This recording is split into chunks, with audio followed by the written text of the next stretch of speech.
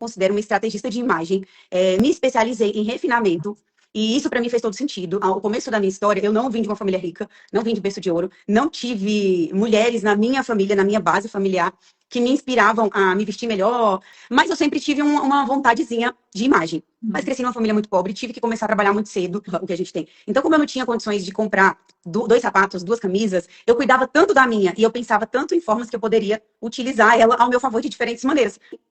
Uma pessoa falou assim pra mim: nossa, mas a Isabel é tão bonita, ela parece uma hippie. Aí eu olhei e falei: ai, não, mas não era hippie que eu queria. Joguei na nuvem.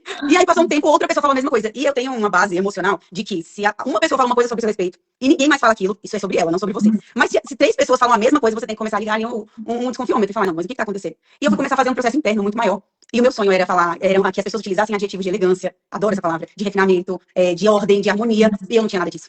A entender o quanto a imagem comunica, o que cada coisa, cor, textura, forma, poses comunicam, eu saí desse lugar e eu comecei a ser valorizada, eu comecei a ser bem remunerada por isso, comecei a ser procurada. Porque no começo, ninguém acreditava. Às vezes, a primeira vez que eu entendi o quanto poderia transformar a minha vida, a vida de outras pessoas, a vida do meu filho, da minha família, tudo através da imagem. Eu sei que em uma semana eu fechei clientes à vista no Pix, que você precisa se colocar em movimento, você precisa acreditar em você, você precisa acreditar que você tem um pai que vai te ajudar mais ainda. Mas, se você não se coloca em movimento, se você não se especializa, se você murmura, eu vou falar o que eu falei agora nos meus stories, você perde a oportunidade do Jardim do Éden, de tanta murmuração. Inacreditável que eu podia.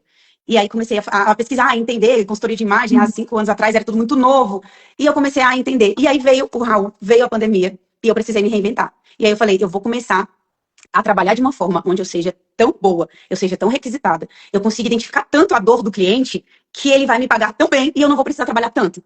A Isabel começou a vida dela sendo empacotadora de supermercado do Carrefour. Que bom que tu te orgulha da tua trajetória e traz a tua trajetória diferente de antigamente, Bel, porque tu não tens noção do quanto isso é ouro em pó, é pedra preciosa para as pessoas que te ouvem. E a gente que não se acha digna de fazer a formação de consultoria de imagem, mesmo achando incrível, entendendo o que é, por não se sentir merecedora de estar nesse lugar ou achar muito distante da sua realidade.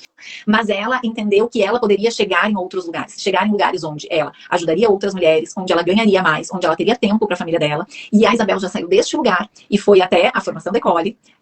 Tem um valor agregado absurdo, porque depois da formação da Ecole, ela já renovou todos os seus preços, ela entendeu os diferenciais, saiu aplicando os diferenciais, ela teve muita ação, então teve um ajuste de mentalidade, teve muita ação, teve muita fé, né? Dela ir pra casa dos sonhos, dela ter esse tempo, que pra Bel isso é sucesso, né? Ter o tempo dedicado ao filho dela.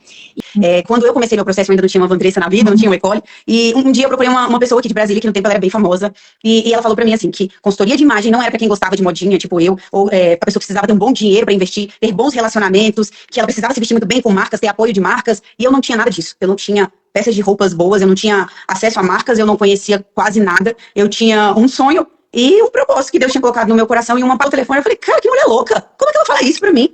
Quer saber? Eu vou ser a melhor. Ela ainda vai me encontrar na rua e ainda vai virar pra mim e vai falar: meu Deus, você, como que você conseguiu? Não aceitem migalhas e nem aceitem que alguém vire pra você e fale que seu trabalho não é bom, que você não vai ganhar dinheiro, que você não pode. Cara, você pode tudo. Se especialize, estude, todos os dias seja um pouco melhor. Porque daqui a pouco, as primeiras pessoas falam: você não vai conseguir, e depois todo mundo fala: como que ela conseguiu?